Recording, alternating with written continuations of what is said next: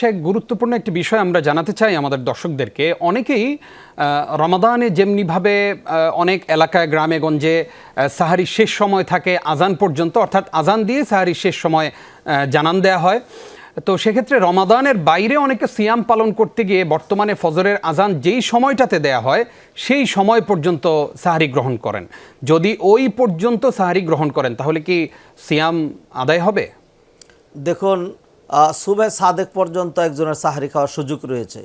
আজান যদি সুবে সাদেকের সাথে সাথে না দেওয়া হয়, দেরিতে দেয়, সেটার কারণে সেই আজান পর্যন্ত খাওয়া যাবে না।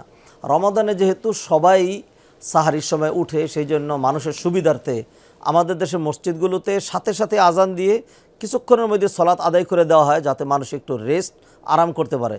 এছাড়া অন্য মাসগুলোতে আজানটা একটু দেরিতে দেওয়া হয়, সেটিও সাধারণ মানুষের সুবিধার জন্য, যাতে মানুষ একটু ঘুমিয়ে উঠে তারপরে সে যেন সলাৎ আদায় করে তার কাজে যেতে পারে।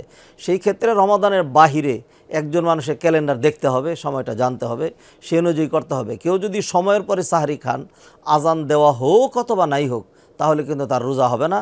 কারণ নবীজি সাল্লাল্লাহু আলাইহি ওয়াসাল্লাম আমাদেরকে ওই রাতের মধ্যেই রাত থাকতে সাহারি খেতে বলেছেন, এবং আল্লাহ সুবহানাহু ওয়া তাআলা বলেছেন ওয়াকুলু ওয়াশরাবু হাত্তা ইয়াতাবায়্যানা লাকুমুল খাইতুল আবিয়াদু মিনাল খাইতিল আসওয়াদি মিনাল ফজর। সুবে সাদেক পর্যন্ত তোমরা খেতে পারবে, এরপরে সুম্মা আতিম্মুস সিয়ামা ইলাল লাইল, সিয়াম পূর্ণ করতে হবে সূর্য ডুবা পর্যন্ত।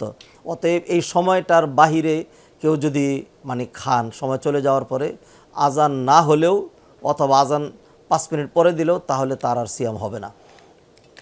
আশা করি আমাদের দর্শকরা এই বিষয়টাতেও খেয়াল রাখবেন ইনশাআল্লাহ। অসংখ্য ধন্যবাদ ওস্তাজ আপনাকে।